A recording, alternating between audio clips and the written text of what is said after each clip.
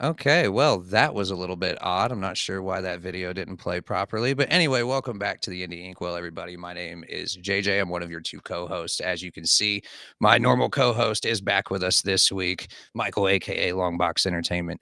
And before we bring Yo, our guest on, before we get into the normal scheduled programming for this evening, there's something that needs addressed really quick. And we're not going to spend a whole lot of time on this. I'm going to say true. what happened, and then Longbox is going to kind of take over and explain further of what the hell's going on for a minute. Yeah. Basically, yesterday on TikTok, I stated an opinion about the use of AI art in comic books that made a lot of people angry. And those people primarily only heard one thing in the 2-minute video, and that was my opinion on the AI. They did not hear the rest of the video or did not pay attention to the rest of the video where I asked for a conversation and new information because I'm not a legal, a tech, or an art expert. So anyway, this all started from an unboxing of a book that I bought on TikTok Shop, not knowing it was AI, and it kind of just snowballed from there. Then I had creators, even former guests of the show, reach out to me in direct messages, tell me why I was wrong. They called me out, but they gave me new information. They gave me links to research things. And I did not, I, at the time, I did not fully grasp the amount of theft that goes on with AI art. I did not fully understand how the art is actually generated.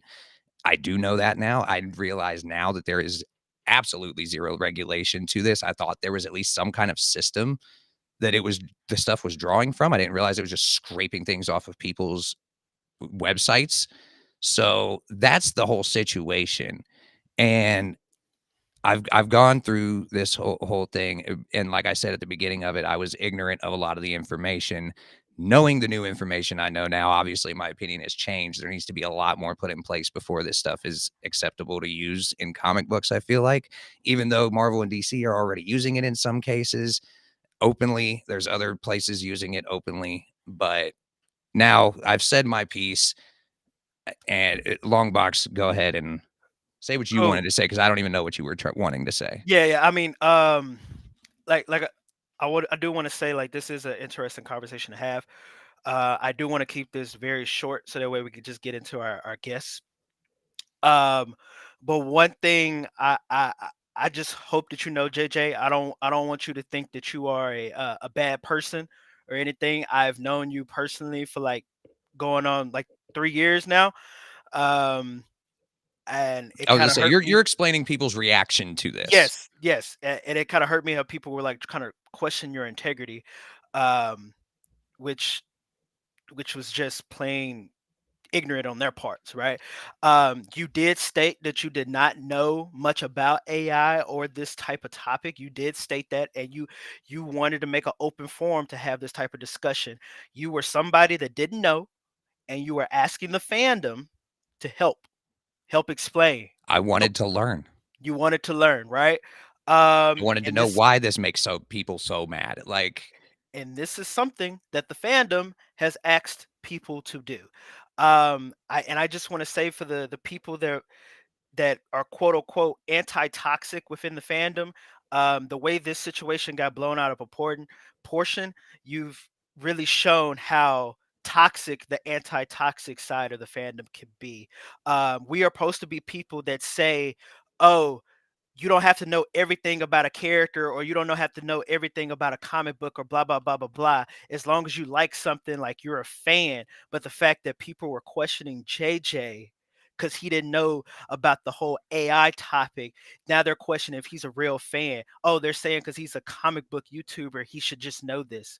No, that is toxic. That is being toxic behavior.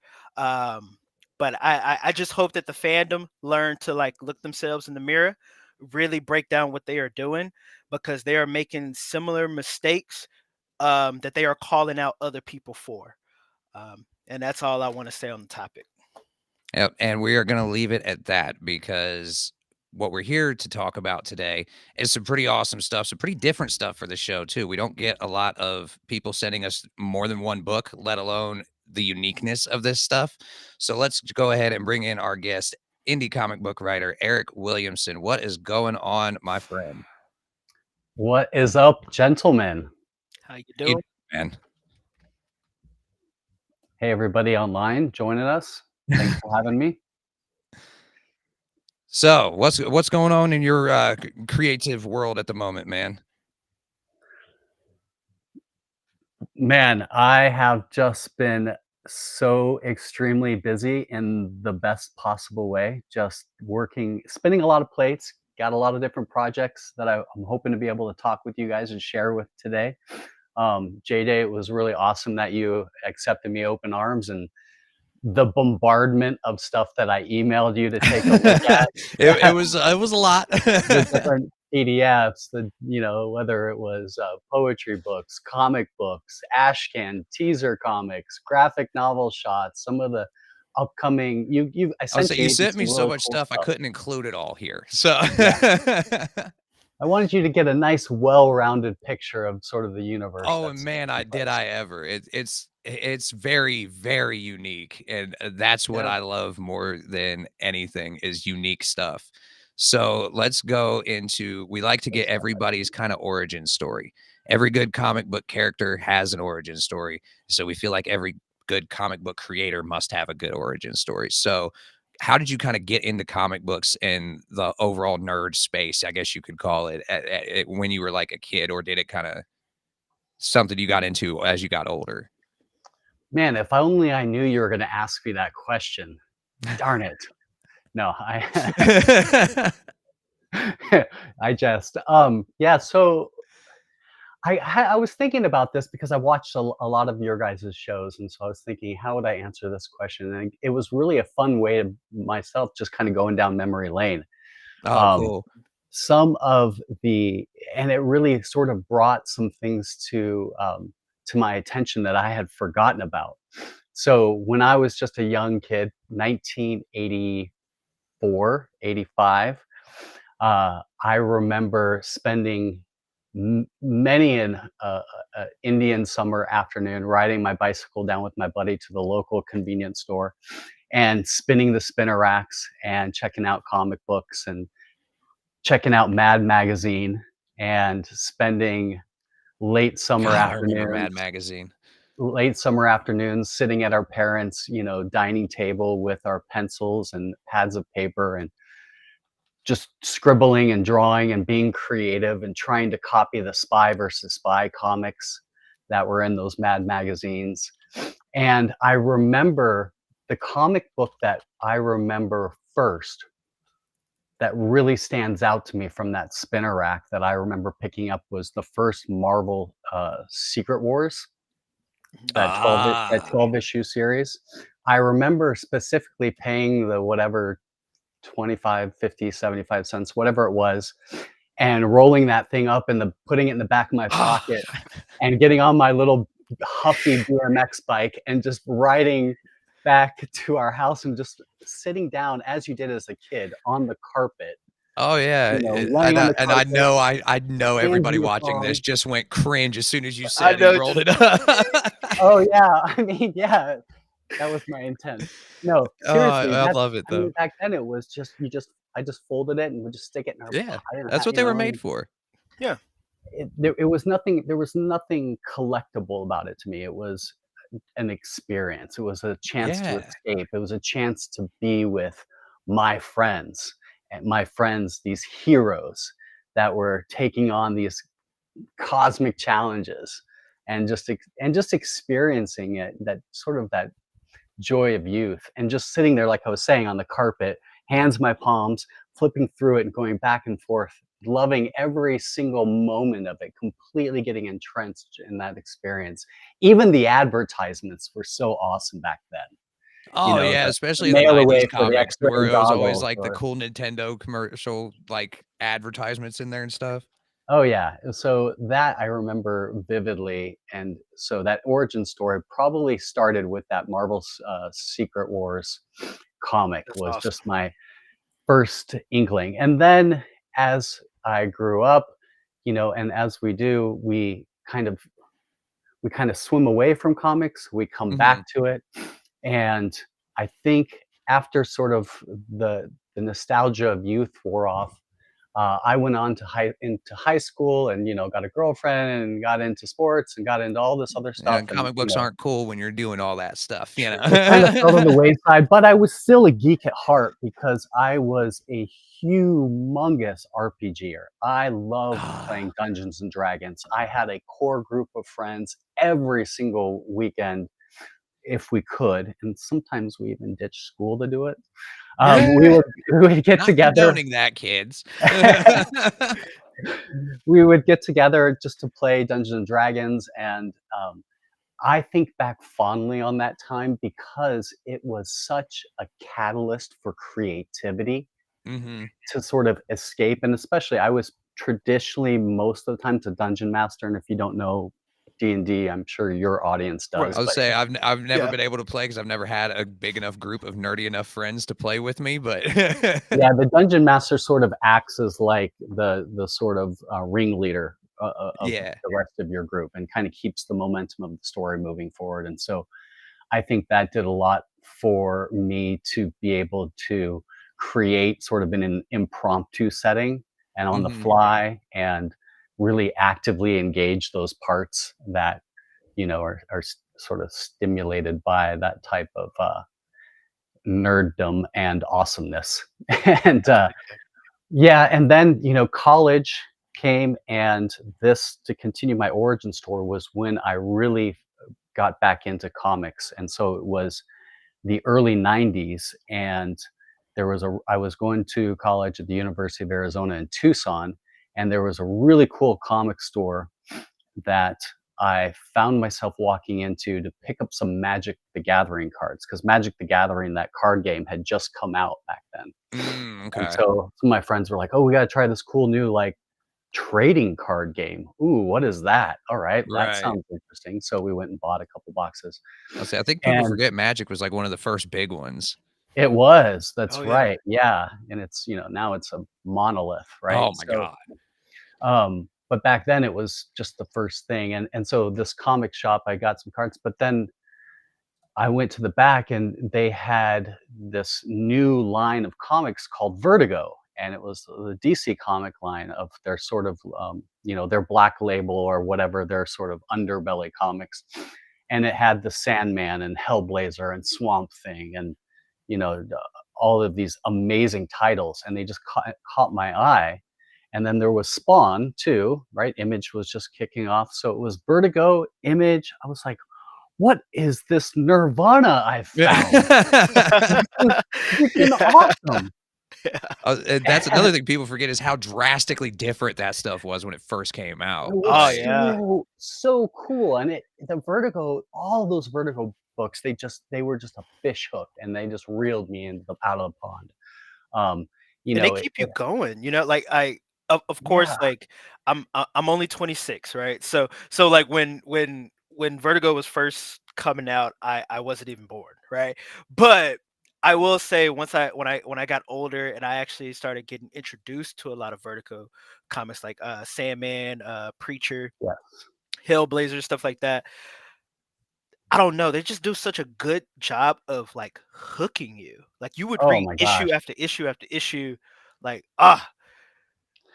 It was so, and it was so unique, so different. It was so in tune with the sentiment of the music of the time that I really loved. I was a mhm, big Morrissey, the Smiths, the Cure, and uh, a lot of those sort of alternative rock bands that were mhm, sort of on the more like gothic side, I suppose you would call it.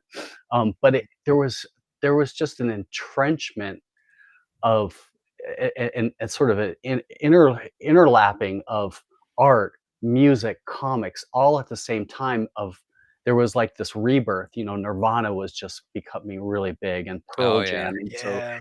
there was this grunge wave. There was the Vertigo wave. There was Image books, and I felt like I was on the tip of the spear, and it was so cool. And I was immediately like, "I need to get some money Yeah.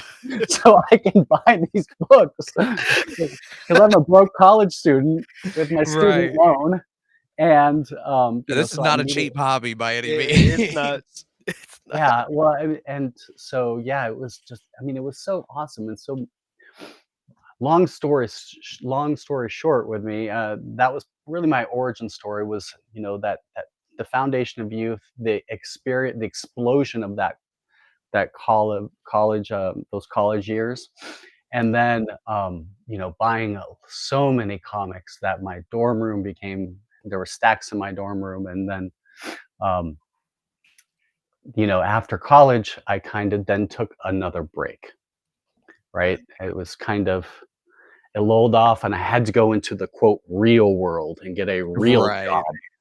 And so I went into the corporate world and got a job and moved through my life and, Mhm. you know, as you do, and moving up the corporate chain and getting married and having kids and all that stuff. And in now in the last, I would say, 4 years, Mhm. I have come back to comics with a passion that borders on lunacy, clearly, right?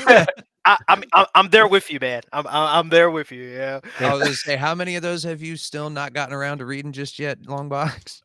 Oh well, to be honest, I've actually read a whole lot more. I've actually knocked out I would a say you haven't been good. making a lot of videos, so I figured you've been reading like crazy. I've just been reading, man. I don't have the time. Uh, funny thing. Something that I did recently do a read of was the Mike Grill Green Arrow stuff. That that Mm. was that was good. But yeah. I just want to applaud you on your shelf, Eric. Like it's amazing. I see the Hellblazer volumes next to the little I John would say I feel out of Constantine place with figure. my blue I screen wall behind me. oh, I see it. I love it. I love the shelf candy. thanks. Yeah, I'm very proud of, having the opportunity to be able to collect comics again with the passion of, a 20-year-old, and it was freaking awesome. I absolutely I am in whole hog right now with comics. I've embraced the community as much as is healthy, and Yeah. at the same time, all of the creativity of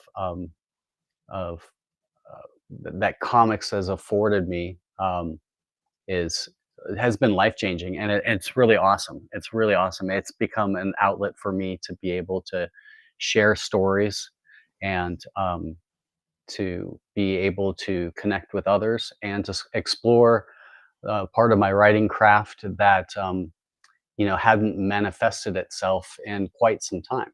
And part of that origin story, I should say, is when I went to college, I did study creative writing, and, but I focused primarily in as a poetry major. So I focused on a very different sort of genre of creativity and artistry. And so now what I really like about comics now is that I believe I have sort of a unique sensibility in my writing, and I'm able to apply sort of a different lens in the craft that is a little bit different than the mainstream titles that exist out there. Something that aligns to the message that I want to share and the universes that I want to explore and the themes that are passionate to me, and to be able to share those with others. So yeah, there's my origin story, and I'm sure there's some really cool super weaknesses in there as well, and strengths that we didn't even touch on. But No, maybe that's it's I awesome, love it. man. That was great. So what was it about the poetry side of stuff that drew you into it like that?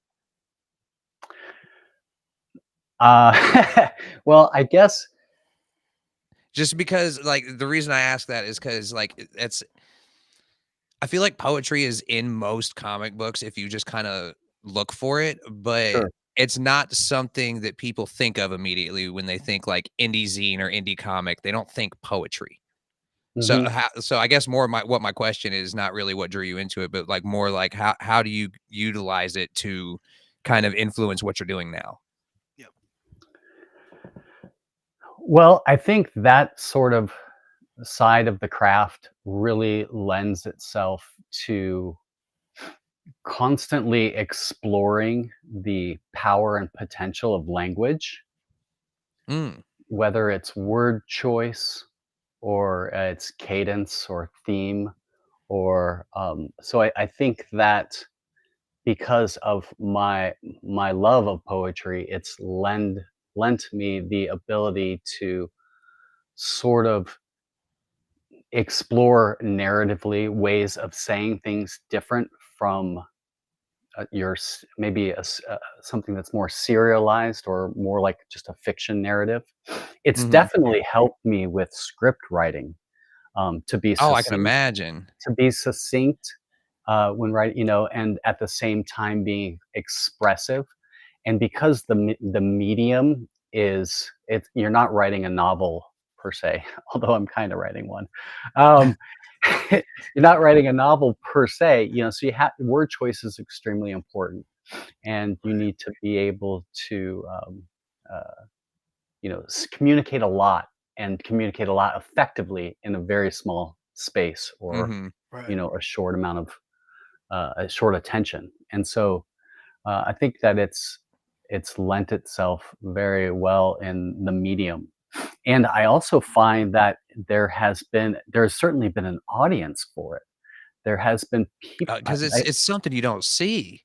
yeah, and I think that people are looking for something new, and people will always connect with the feels, Right.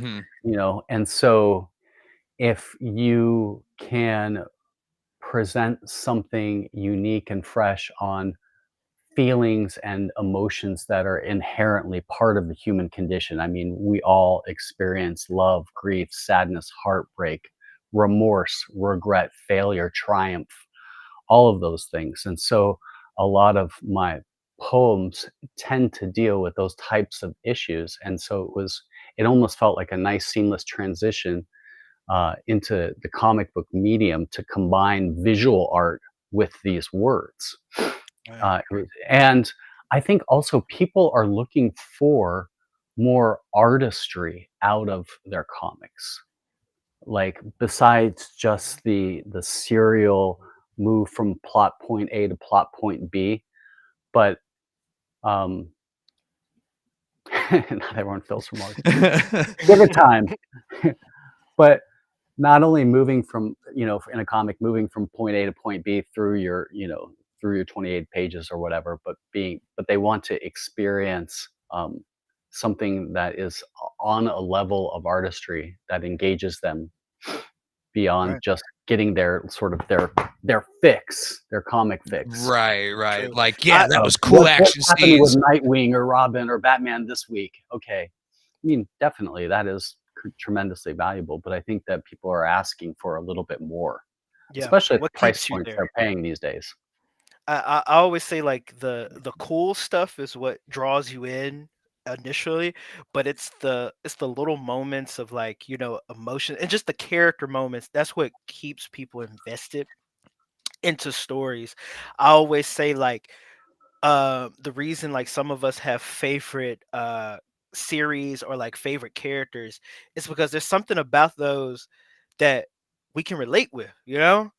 there's something to the core where we're like, wow, like I feel connected to this because I have experienced something like this in my own personal life. Yeah. And I think poetry just kinda lends itself to that just by virtue of what it is. I mean, Hmm. it's essentially an emotional art form at its core. Yes. Mhm. Yeah. Well, and while it has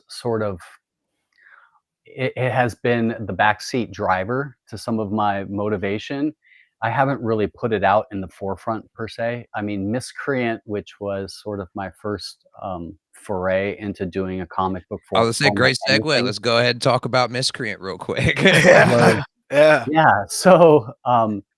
yeah. So look at that beautiful cover. So Unsettling yet beautiful at the same time. Yes.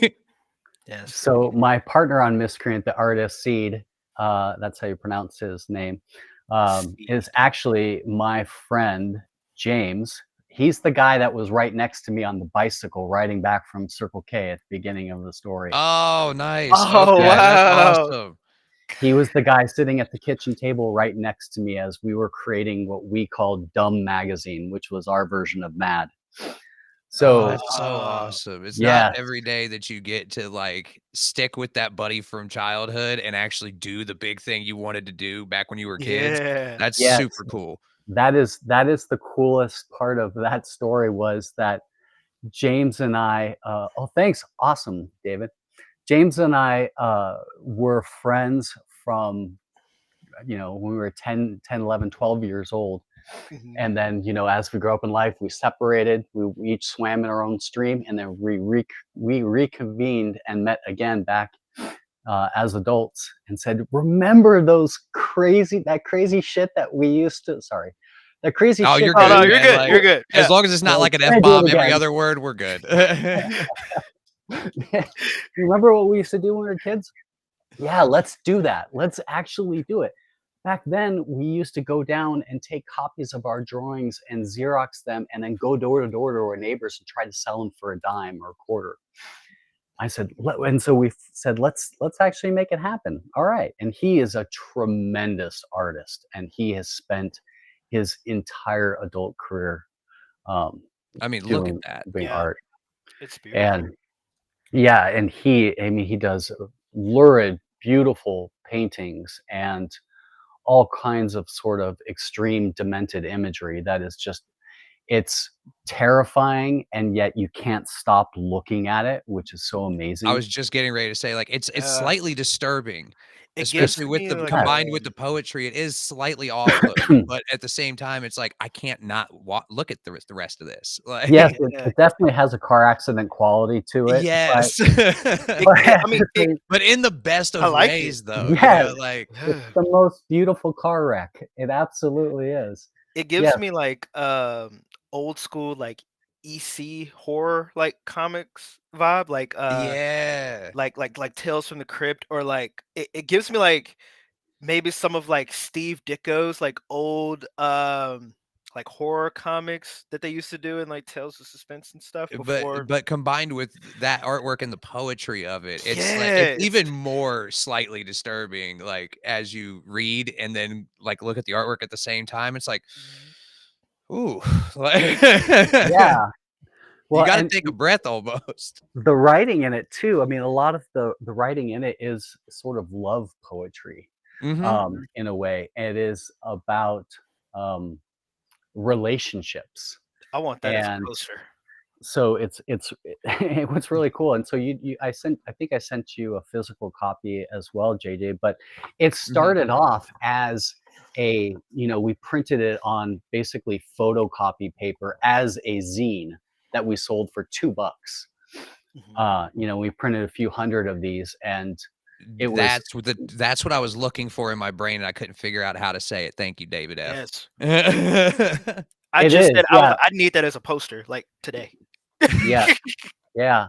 Yeah, James does some really great, poster work for a lot of punk bands as well, so you've probably seen his art on some, I was gonna say because it album does look covers and slightly things like that. familiar, but obviously I'm not an art expert, as I said at the beginning of the show, so I'm not gonna know everything, but Yeah, I definitely have seen, like, similar stuff. if you wanna show one of those pages again, what's really amazing too is that James, he hand drew all of the font work, which is just like Really? tremendous. Wow. Wow. Everything is hand illustrated. How long Every did that single take? line and letter and I dotted, T crossed. So it's I feel like it's that probably took him longer than the actual artwork. I mean, everything is just he is just a testament to perseverance and torture. Yeah, talk about resiliency. I would not have the I don't know. I don't think I would have the patience. This is Because think if amazing. you, like, mess it up and completely run out of room and you still got, like, 2 sentences left, you gotta restart the whole thing, like, I don't know how he did it. I just sent him the Google Docs, and he was he like, "All said, "Do right." Yeah. your artist magic on this," and Yeah, and he turned it in. I mean, he is truly, just I mean, he's one of my best friends, and he's truly a talent.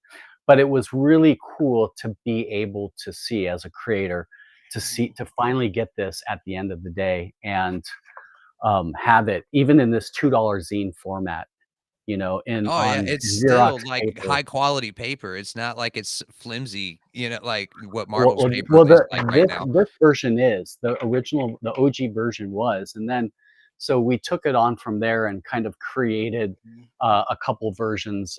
We did like a collector version after we sold out, and we realized that there was an appetite for it, and Fluke Publishing helped us to print them and then help distribute them and getting them out into a bunch of stores and a lot of record shops.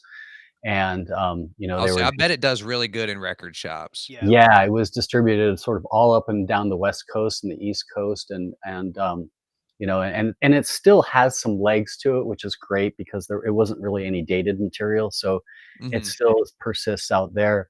Then I wanted to produce I produced the like collector version where I convinced James to sit down and do a metallic cover, and so we did like a high quality metallic cover on Aspire Metallic, which has like little bits of mica embedded in it, so it gives it that Huh. reflective quality. And we did a premium one. We did 100 of those, and I convinced James to sit down and sign every single one of them. And which was nice to kind of create like more of like a quality version of the experience for those Mhm. people that had sort of the appetite, and who are sort of collectors, and also for my own sense of vanity to have something that is just an I mean, awesome version of it. not Yeah. everybody gets to say they've made a comic book or a magazine or something, so to have it, That's it's true. like, why not spruce it up for yourself a little bit, like Yeah, Exactly. Yeah. That, exactly.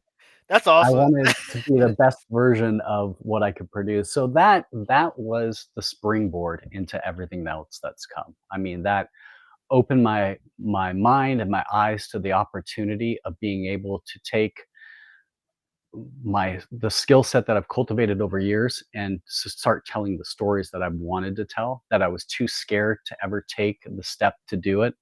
I was too fearful of exposing myself and putting myself out there. I was just too remiss to just cap to take advantage of the opportunity. And so this sort of gave me that confidence by just Right. doing it. And so if anyone out there is watching this and they have even just an inkling or desire to do it, it is completely within your realm and domain to express yourself, put it on paper, and you can do it so cheaply and in a DIY fashion, and you will find an audience. There are people out there that want to hear what you have to say. No, And 100%. I didn't think there was. And it wasn't until actually putting on the big boy shoes and getting out there and doing it that I realized that there was something to it. That's Well, awesome. it's like when we started this show, there was a couple of people that said to me, they're like, "Dude, shouldn't you do something with like Marvel or DC, something that's gonna get some more views?" And I'm like, first off, Marvel and DC does not need my help promoting their stuff. Like, Yeah. Right. period. Like, they've got the market cornered. But you know who does need help promoting their stuff and outlets to promote their stuff is the small indie guys who don't have a multi-billion Mhm. dollar corporation behind them. Well, and I And find that's that some of the better storytelling anyway. That's what I that read is extremely mostly. admirable. Yeah. So, w if I were to do a show on DC Comics, it would be mostly Longbox talking. Yeah. Like I mean, but only if it's old stuff because I haven't read nothing I was gonna new. say, you read a Like lot of old stuff, I so read a lot of old stuff, so I don't currently on my pull list right now. I've only been reading stuff. I only have 2 Marvel series that I'm reading, and the rest of them are literally indies from like Image, Dark Horse, stuff like that. I don't. Yeah. Well, I find what you guys are doing admirable and frightening. It's a very competitive space, and the fact that mhm. you guys are specifically focusing on indie creators is hats off to you, man. Well, thank you. Freaking We're I trying, Appreciate it. man. No, it's awesome because when indie comes up in the comic book community, and now you're gonna have to listen to my point of view, and it may sound ranty, but So that's what Hey, you invited me Hey, on. let's I go. tell Schedule a I Yeah, tell every guest, if you don't this is talk, we your don't have show. a show, so please, by Yeah. all means, rant a little So bit. one thing I do notice, and this comes up a lot in sort of a comic community, is the just the use of the word indie, and it kind of rubs me a little bit raw sometimes because it is used to identify what was traditionally at one point, maybe in the 90s, in truly independent, your publishers like Now, Image, Vault, Boom, things like this, that we still label them and call them indie comics, but they really are just maybe some of them are smaller press comics. They're not Mhm. truly independent comics. Some of them have big multinational backing. They have a lot of dollars behind the publishing domains, or if they aren't, they're silently owned by others. And there's a lot more. There's a lot. I feel like there's a lot less attachment to the word indie with some of the what I call the big small guys, right? Yeah, You've got your Marvel and DC, but I still consider most of these publishers on this shelf that aren't Marvel or DC. I don't consider them, in my opinion, indie comic publishers. They are monolithic in their own right, and they are attracting and only hire to some degree A or B level talent. They're very unapproachable, and trust me, I know. Trying to publish some of these books, they're not open arms to the indie community as you might think. yeah, So I really like what you guys are doing in the respect that you're targeting sort of the the small fish in the big Oh yeah. pond. You're allowing us to kind of have a voice and a platform to be able to shout into the void and maybe get the attention of some of the publishers, or if not, maybe even start our own publishing thing ourselves. Um, Yeah. because the truly independent creators are out there, are a lot of the ones that you have. A a lot of the people that I've watched in the last few weeks on the Indie Inkwell, are really, strapping on their boots and really mhm. making something happen with their careers and with their art, and they have a clear vision and direction of where they want to go. Regardless of the fact that if someone is picking them up, they're making their reality happen. And that's what I find to be the independent spirit and what should really be attached to sort of an indie creator is the ones that are truly doing it and have that experience doing it in a guerrilla fashion, right? Mhm. They've done it themselves. They've I think made Tony the Fleecs is a reality good happen. example of somebody like that because that's how he started off, like, now, yes, he's a big name now, and he puts out stuff for Image and things like that, but, I mean, he came on here because he was like, "I wanna talk about my book that, I own that they publish." Yeah, yeah. And please don't take anything I said as sort of disparaging to any of those creators that Oh, are no, in no. those spots. I mean, I Like, wish them this so is much another success and conversation that needs to congratulations. take place. Yeah. Yeah, Yeah. it is. It is when we are referring to the indie comics, it really is those really independent. That I mean, that's the core of the word, right? It's just a contraction of the word independent. So Mhm. someone who's doing something on their own in a solo fashion, self-publishing included, Yes. with Mhm. little to no backing behind it. So, sorry, I digress. I don't know why I went off on that tangent. No, Oh you're no, you're fine, fine. man. You're great. No, this is why we have this show. Yeah. To facilitate people to be allowed to Yes. rant and ramble and, like, let's have the conversation, Yes. man. Everybody has a voice and it needs to be heard. Yeah, and it's purely with good spirit and good intent behind it. Yeah. And it is really it's been an incredible journey. So moving from Miscreant into the next thing, if you guys are ready to jump, Absolutely. um, Yeah, we can. I did want to share with you guys a little bit about sort of and talk to a little bit about the thing I'm most excited about, which is When We Were The Voyage. Excellent. Look at that beautiful artwork on I the love cover it. of the I love second it, man. edition Ashcan. I Yes. absolutely love it. And shout out to my boy Jamie Ryan over the pond in the UK, who is the artist.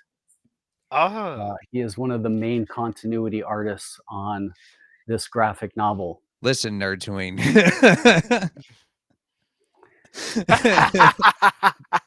Too soon, man. A little too soon. He's like, JJ, I think you should stay away from the phrase conversation that needs to be had. LOL, JK. Oh, jeez.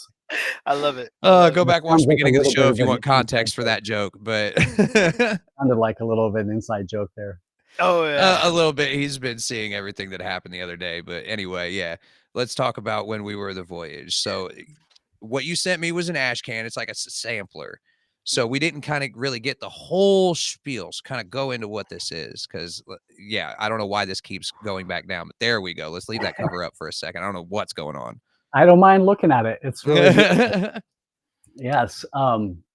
Yeah, so this is the Ashcan comic teaser for a much bigger project for When We Were The Voyage. So this is a sci-fi horror opus. This is a I'll say it giant, feels big even in the ash can. Like it Oh feels like yeah. it's going to be really big, well, like scope wise. scope-wise, yeah. Physically big and scope-wise big is my Yeah, intent. for sure. So like sort of the catalyst for this is I'm a huge sci-fi horror fan. Love My it. whole life, just I've just consumed so much science fiction. H.G. Wells, horror side, Mhm. H.P. Lovecraft, Clive Barker, Stephen King, like everyone in the horror spectrum that you can imagine, as well as a lot of the indie up and comers. Some of the people that are sort of uh, pushing along the edges of both science fiction and horror. On the sci-fi side, we're reading Ian Banks and some of the, and then on the a big fantasy, so fantasy, sci-fi, horror. So read them all, been there, done that, love them all. Thank you, ladies and gentlemen, authors of the sci-fi fantasy horror community.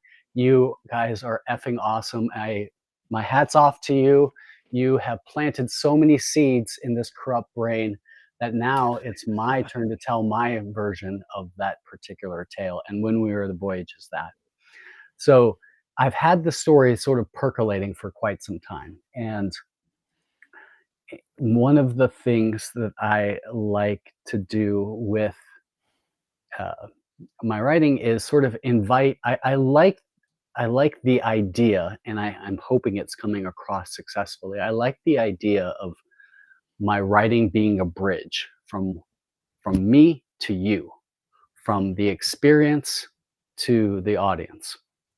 And so I thought, well, how can I take my passion and loves of sci-fi horror and create a narrative experience that is unlike what other people have read, that is more than just fourth wall breaking, like really cheesy Deadpool or She-Hulk, Mhm. but Yeah. like more of something where the narrative actually sort of breaks out of the pages of the book and grabs you by the throat and pulls you into the story and makes you less of a reactive participant and more of an makes you actively engaged in the narrative itself. And so this is my Right. attempt to do that is with When We Were The Voyage, and to also create something that is so completely absurd, unsettling, disturbing, that it should make, and is doing so right now, the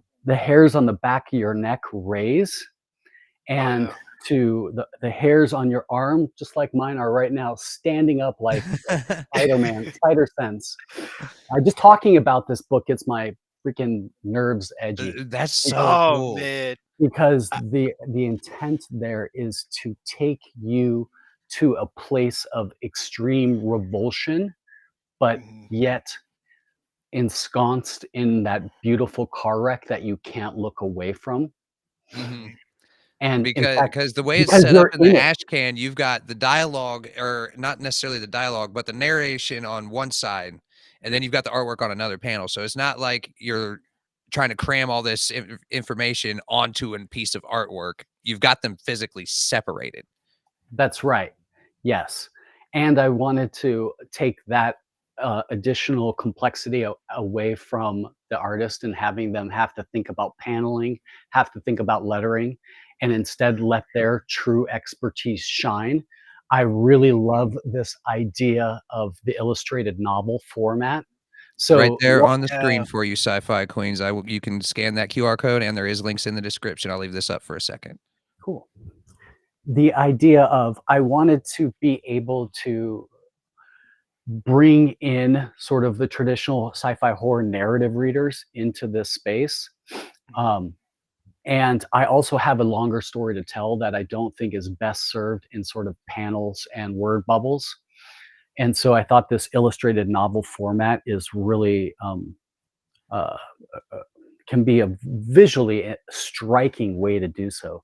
And Oh, I've seen, and I want to give some props off to this because I've seen this sort of sprinkled in a few books recently. I know Scott Snyder did a book that grabbed my attention, and then Maxwell Prince, who does Ice Cream Man, had a story like Swan Song, and they've done elements of this sort of illustrated novel format where they have these like really like graphically, visually intense but different and unique layouts where it's sort of long format text adjacent to Now, I like didn't include the spiky text visuals. in these examples, but this is the artwork we're talking about here. So on the page next to the artwork, there's a full page of narrative storytelling going on. That's right. That's right. So, oh boy, where was I? I I'm forgot. so sorry.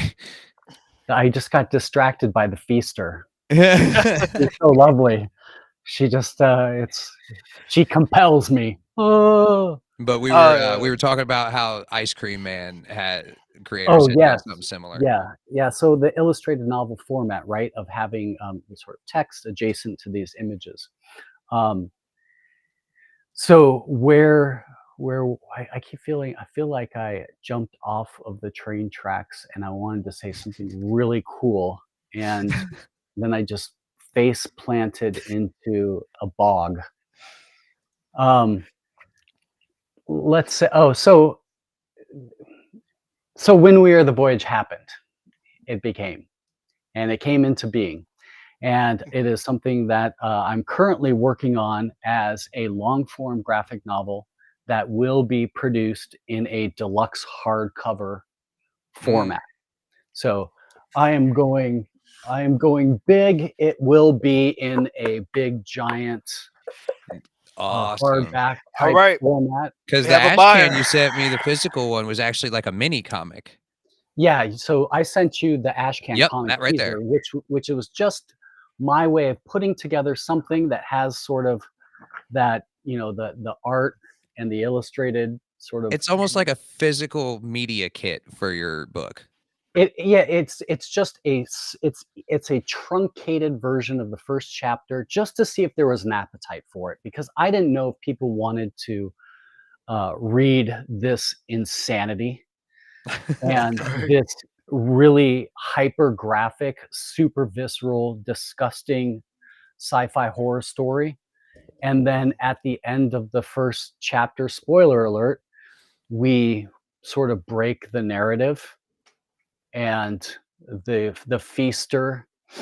This has been out for a little while now, so I'm okay to talk about it. But the feaster sort of turns back as the harvester and feaster, the two characters there.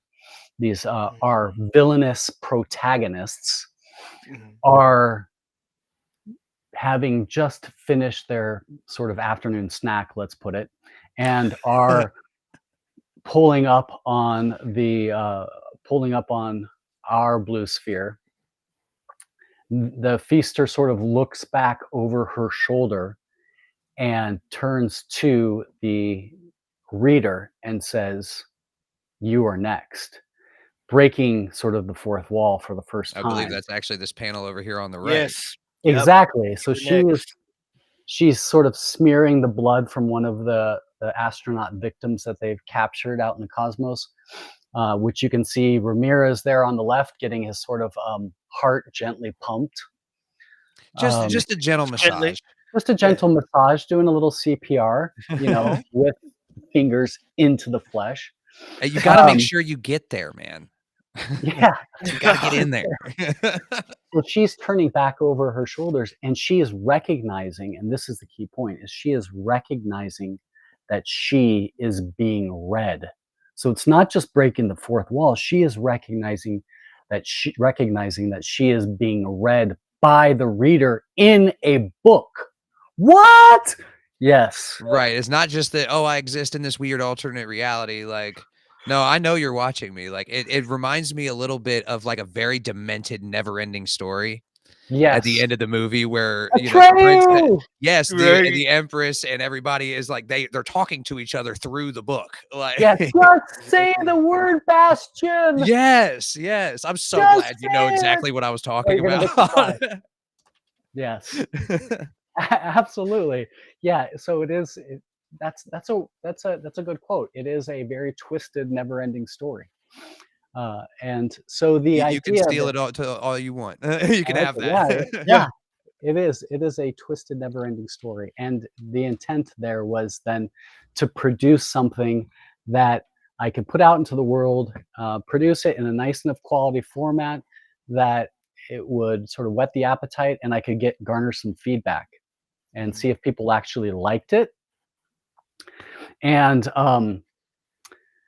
so let me tell you what happened when this came out, and I hope we're not going over any time or anything like that. We So, go No. till we're done, man. Yeah. so what happened with this is truly truly breaks my heart in all the best possible ways. So I put this ash can out, and I originally had been working with this extremely talented artist, Chris Waterman, up Mhm. in California, and a good friend of mine and amazing artist. And we put out the first version, and then we went on and did a second version. After the first version, we printed some 300 copies, and they all sold out, and it was awesome. Oh, Uh, man, and then that "they sold out" line, man, that's gotta feel really, really good as somebody who's, like, Yeah. creating something like that. it was really awesome, and it was so cool. And so Chris is a super busy and talented artist. He's kind of gone off and he's doing his own thing. So I needed to keep moving forward on this project, and doing so, brought Jamie on board, and then we decided to do a second version of the ash can. Specifically, we only did a very limited run of this book Mhm. to support a local comic shop here in Arizona that was having a grand opening. So we did this variant version of this and printed it just to help support this local comic shop. And it gave them a whole bunch of the books so that they could sell. And and so that's how the second version came to be, and it was really cool. And what had happened though with the first one is in particular the community on the League of Comic Geeks, which I have to give a huge shout out to my I do utilize that my site friends and for a family lot of I there. use it things. too. Yeah. It's a tremendous website and exploited there. Jordan over there has just created something that is awesome. And not only is it an amazing, cool tool for you to sort of manage and organize your comic book collections, not a sponsor, but also, Wouldn't be and that's opposed how to it, but that's not a that's sponsor. how I came to League of Comic Geeks, was as a user, so that I could sort of catalog all my books and keep track of them and see their values, and Mhm. know what I read and what I hadn't read and things like that. But then there's the community component to it, a social community component, and that's sort of replaced a lot of my traditional social media like Facebook and things like that, gone by the Really? wayside, because that is a community of really passionate comic readers. And so those are the people that I wanted to talk to. And just having been a part of that community for a few years now, I've developed so many incredible friendships, and had one-on-one relationships with individual readers. And the league, yes, what's up? What's up, Tick? I'm guessing that's Tick. I know David. Uh, the league. Um, David is a perfect example. David's up in Canada, and I didn't know him from Adam until a few months ago when he picked up a copy of When We Were The Voyage, and it opened the doors in a relationship there. So what happened is the book. I launched the book on the League of Comic Geeks and said, "Hey guys, I'm an independent creator. I did this thing Miscreant a couple years back. The league community came to it with open arms, and I've got probably 20 like 4 or 5-star reviews from the Oh, community, nice. which was That's what's awesome. up. So it was Because just most people who actually leave Yeah. reviews are ruthless about stuff normally. and the reviews, True. some of them are short stories in and of themselves. I mean, they are tremendous. Like Oh wow. it just my heart flutters at just how awesome the community has been, and they were so welcoming of Miscreant. So I just had to return to him with When We Were The Voyage, and I put this book out there, and I did so like politely and said, "Please just take a look and tell me what you think." And they did, and they left really great, amazing reviews, and not just kudos, yay, 4 or 5 stars, Right. but just the fact that Like, people like detailed, they actually read it, they put some Yeah. yes, thought into what they were gonna Yeah. type, like yes, and even Constructive. Yeah. and some people gave some really constructive criticism, mhm. which I really appreciate. And there's people that are going to give you the lower ratings. That's cool as long as they can back it up with great things to say. I bring it on because Right, more it's going to help information never me. hurts, It's like going to help me produce something at the end of the day that's even better than it was before you spoke out. So Exactly. I Yeah. love it, and the community has just been awesome. So I started to think back about how can I reward these people for being loyal and being supportive. And then, I thought about some of those Kickstarter campaigns that are out there, right? And I just saw like Garth Ennis did this, right? Just recently, I saw this campaign where he was selling a spot for hundreds of dollars where you could be a character in one of his upcoming books, I've seen a right? lot of Oh wow. Kickstarters do that Yeah, recently. and it was like $1,000 or something, and we'll pick you, and you can pay us this, and we're gonna draw a picture of you, and you're gonna be in our book. And I was like, "F that!" Like, I'm, $1,000 seems a bit much. I mean, I I mean, don't know how it pricing may works in be, that world, I but may be incorrect. It might be $200, might be $400, whatever. I'm it's just still a lot of saying that. money to pay for, like, a little tiny cameo, which I get it. If that's, like, a dream of yours to be in a comic book and you're willing to pay that money, more power to you. Sure. Yeah. So I had seen those, and like a lot of like high tier Kickstarter campaigns, you can pay to have your name written into the book and things of that nature. So I was like, no, that's ridiculous. It's stupid. Um, Yeah. uh, that's just, to me, that's just a cash grab, and I don't like it at all. So I just said, open the floodgates. Boom. I said, everybody who picks up a copy of When We Were The Voyage, right, and gives me the thumbs up, gives me approval to use them in the graphic novel, you will have a cameo. That That's dope. that all of a sudden it was like, Oh, yeah. then there was a few individuals behind it. One particular I'm going to shout out to Rift, one of the members from the league, who I think he not only did he have a great experience with the Ashcan, but then he really liked the idea. So right around Christmas time, he put out a post and said, he reached out to me and said, "Is this okay if I post this, Eric?" And I was like, "Yeah, go for it." And he was like, "I just want to make sure because I don't know how it's going to work out, but I'm going to make sure you can do it." And I was like, "Yeah, go for it, Rift." And he put a post out and said, "Hey, if the first person that comments here, that is interested in a copy of the Ashcan, I'm going to buy it for them." There you go. Oh And wow. someone's was like, "Yeah, I've been totally interested." And then I think it was Nelly Slayer or one of the other users. And so Riff then contacted me, bought a book for him, and I mailed the book off to him. Then he immediately got back on the next day and said, "The next person that comments here, I'm going to buy a book for them, and we'll pay it forward." And And it's next just thing you become a Oh know, thing, like, wow. it that's became a awesome. holiday That is snowball, awesome.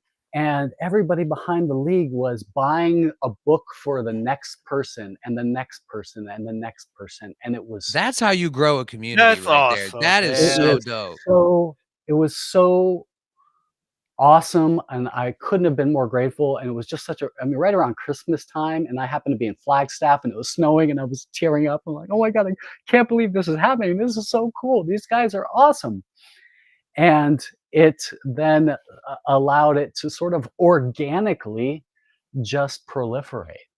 And also now I think I have a spreadsheet of like 25 or 26 league members that have cameos in the graphic novel. That's so That's cool. awesome, man. And it Uh, gives you people to like it gives you characters to work with too. So yeah, Yeah, it's true. work is the operative word. I am definitely working them over. Let me tell hey, you. I mean, you know. Body count is gonna have to go up, but So yeah. people the readers have now sort of followed up with and kept this sort of momentum moving forward, and are, they've posted comments about like, I can't wait to find out how I'm murdered. I can't wait to see. That's so fucking cool, man. I Like, can't wait to see how I'm going to be liquefied or dismembered or decapitated, because I promised them that no one is going to survive. And what other creator gets an opportunity to murder their audience? So it is wonderful. Facts. Yeah, that wow, this is great. That's a good idea. I don't think no one has ever thought of that. and That's that's why when I was like hearing all this stuff, I'm like, we've got to have Eric on the show because I know we tried to get you on. What was it, a few months ago? And Yeah, some things kind of went wrong, and just we couldn't make it link up right. yeah. And But we got you on now, and it's been a it's it's blast. it's been so much fun to be able to really creatively come up with ways. And I don't mean I, like I'm murdering my audience or my fans, guys. I The villainous protagonists and the monstrous entities in my story are doing that deed for me. I'm just writing it. I'm just a catalyst yeah. for what they're telling me they need to have accomplished here on Earth. Um, so this story is now, has now had some has a captive audience, and it has had some good response, and I certainly welcome more people on board. I had to at one point cut the cameo submissions off because, at the end of the day, Eventually, it's just gonna get too much. it's just too many. But the book is still out there, and it's still getting some traction, which is great. But I am working wholeheartedly on the graphic novel. It is currently at 142 pages, Wow. um, 62 double spreads. Each spread is, and I'm going to go ahead and give you guys a first look sneak peek, is an Uh-oh. 11 by 17 piece of art. Oh, Right. that's Oh dope. man.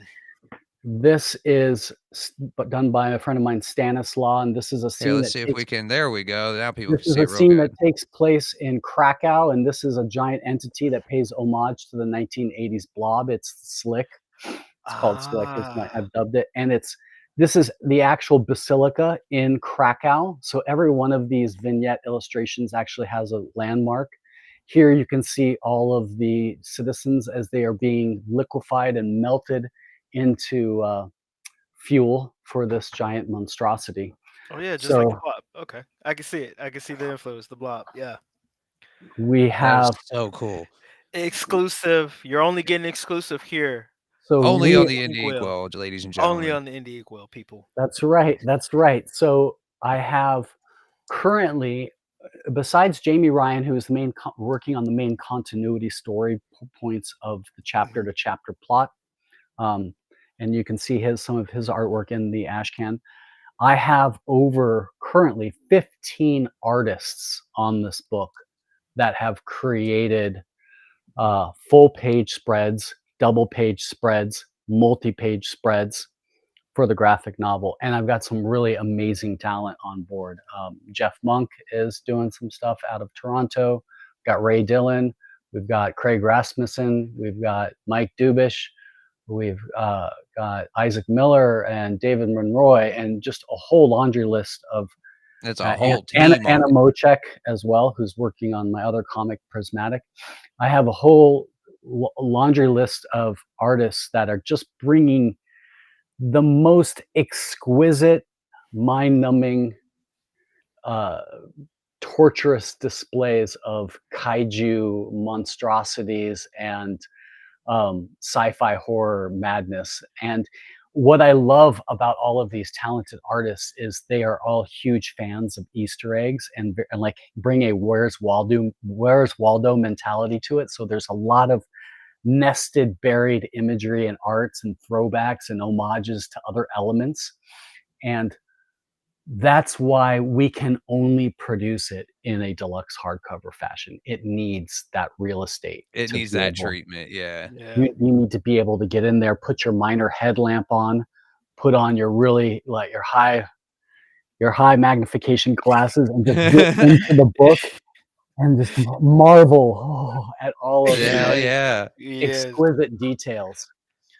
While on the narrative side, each page has been really I've worked feverishly to make it an illustrative masterpiece that sort of mirrors the adjacent art, so that not only is the page that has all of the narrative and the text and the story beats and the elements um, really evocative and terrifying, the story itself, but also the visual presentation, whether it's anecdotes or it's the font treatment or the texture on the page. Each of it has elements to it that are can Eric confirm? Yes, yes, I can confirm. ET Hey, does live that's in it. Oh, awesome. that's so awesome. Awesome. I love it. Now you mentioned for a split second Prismatic. Let's do a little quick synopsis of Prismatic Oh, real sure. quick before we start getting out of here because I know we've taken up the majority of your evening. But this one I could not show a lot of the artwork from. This is definitely for a mature audience, but it's interesting, man. I'm really excited to see the full finished product on this one. Cool. Yeah, so, Prismatic is more of your is an anthology project, obviously, it says on the cover, Prismatic Anthology. It is 1 writer, 4 artists, um, and 4 stories that I've written, and it is the antithesis of When We Were The Voyage, right? It is a complete departure from nightmare horror to love and human connectedness. It's stories about the sort of the human condition and love lost and love reacquired and identity and dimension and who are you? Who are you with someone? Who are you without someone? It is it is a love story. It is also has elements of it has sci-fi elements and some action adventure elements in it, which was kind of fun. Um, they're 4 standalone stories.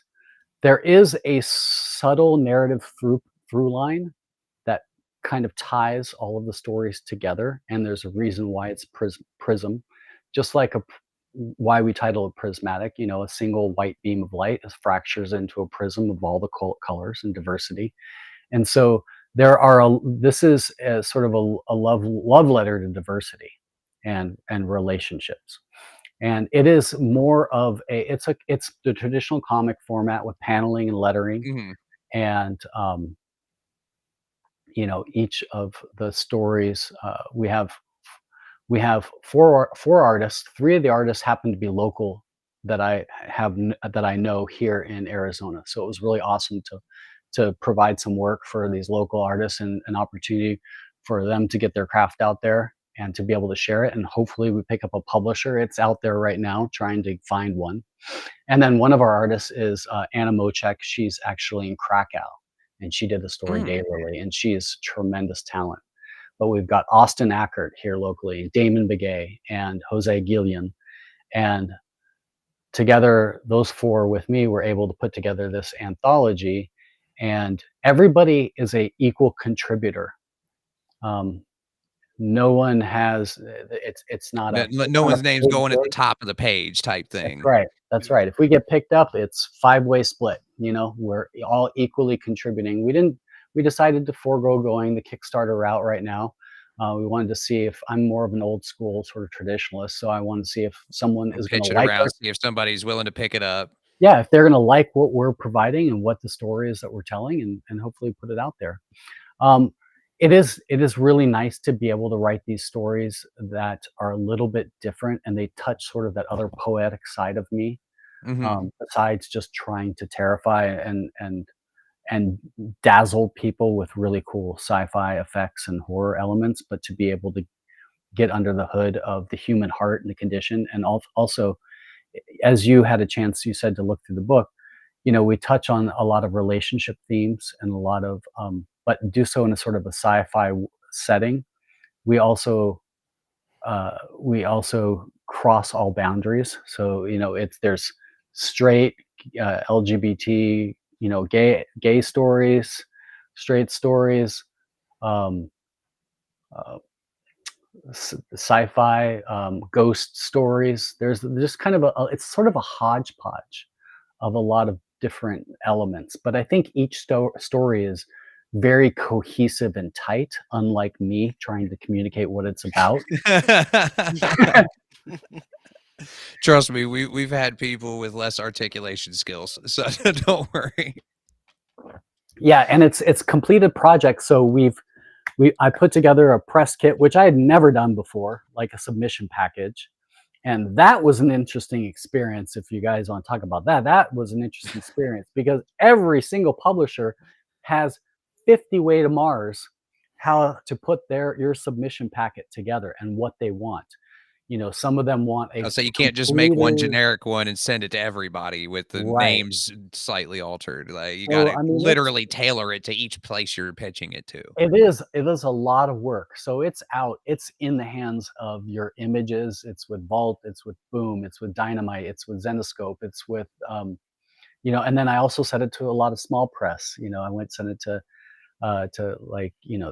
Scout and AWA and just a bunch of the smaller small publishers, Right. Mad Cave, etc. But we haven't heard anything back yet. But there's a few publishers that I'm talking to later this week. So keep your fingers crossed. Yeah, for sure. Because There it is. it's telling, like you said, it's an anthology, and it's telling a lot of stories that probably relate with a lot of different people. Like, do I relate to some of the stories in it? No, but that not all the stories were written for me. So I can still appreciate it for what it is, though. It's a piece of emotional artwork, really. Yeah, yeah, it's I think it's unique in that it stands alone as a one-shot anthology, but at the same time, it also opens the door to potential long tail format Mhm. with additional anthologies in the Prismatic universe. If that's something that a publisher is interested in, I would we say because definitely this all have definitely the has the gumption. feel of an ongoing anthology series. Yeah, yeah, very cool. Thank you. Yeah, 100%. Well, thank Love it. you, man. I don't want to take up too much more of your time because I know we've already kind of gone over our normal hour. Before we start getting out of here, is there anything else you want to plug? Where can people find you online? Where can people buy your books? Sure. So you can find my website is miscreantmedia.bigcartel.com. Big Cartel, those guys are really great, a great website platform for artists. You can create a website for free, and I think you can put up to 5 products for free and start selling for nothing. And that was the way I got started. So if you're a small indie creator like myself, I recommend that platform. It was super easy to use. It allowed me to start selling my books online, which I thought was going to be like e-commerce. It was going Oh, to yeah, be a you hear nightmare. e-commerce or selling online and you start thinking weird guru videos and all this It complicated literally algorithm took me stuff. 5 minutes to set up the store, and you can put up to like 5 products on their free trial platform. And I was off to the races just selling books the next day, and it was freaking awesome. Great platform. Miscreantmedia.bigcartel.com is my website. You can find me on Instagram. I'm actually pretty pretty responsive in social. So if you have a question, you want to reach out, just from having been in forums and communities and League of Comic Geeks, leave a response, send me a DM. I'll message everyone back. I love having conversations with readers. I'll say I'm pretty I sure that's how you and me got in contact first was through Instagram. So I am not aloof on the cloud in the sky, like, or I'm not a troll in a cave. Like, you can contact me and I will talk with you and let's do it. I would, if you're cool with it. I do want to kind of give a shout out to a couple people just yeah, go because I ahead. have the opportunity to, 100%. That's who what we're I here just for. want to say thank you so much, because your support and encouragement, your heart, and your giving of yourself has just been amazing. So we've got Tracy TL Bar 21, Adam 830, Andy 93160, my buddy from France. Of course, Red Hood 13, Norse Fury, my boy.